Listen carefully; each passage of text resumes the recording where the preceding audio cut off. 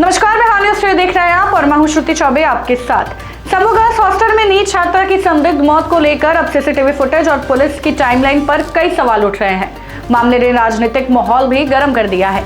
आइए आपको विस्तार से बताते हैं। समूह गर्ल्स हॉस्टल के 10 मिनट 54 सेकंड के सीसीटीवी फुटेज ने छात्रा की मौत को लेकर कई सवाल खड़े कर दिए हैं।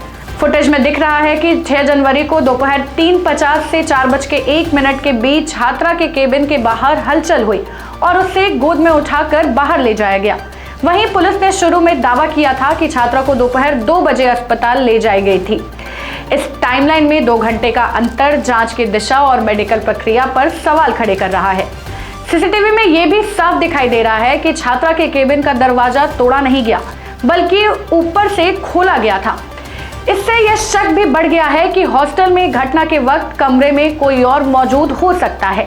फॉरेंसिक जांच के अनुसार कुंडी और लॉक मैकेनिज्म की सही स्थिति अभी तक सामने नहीं आई है।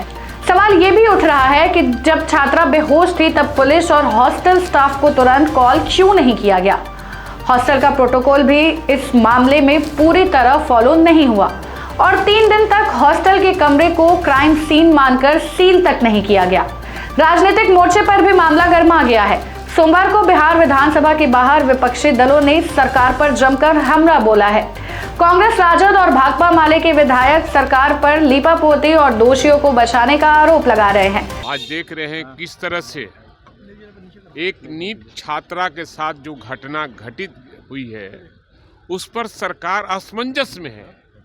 कार्रवाई इसलिए नहीं कर रही है कि एनडीए के बड़े नेताओं के परिवार में उसमें हाथ है, इसलिए वो भेद नहीं खोल रही है, न कार्रवाई कर रही है।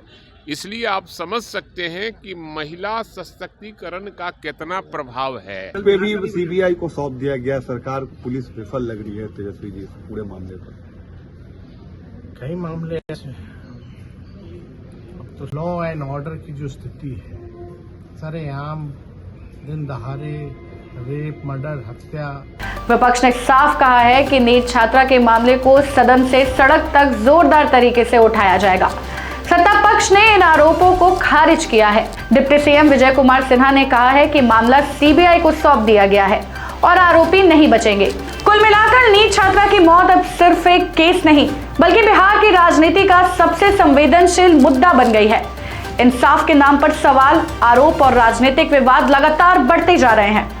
फिलहाल के लिए बस इतना ही। बाकी की अपडेट्स के लिए बने रहे बिहार न्यूज टुडे के साथ। तब तक के लिए धन्यवाद।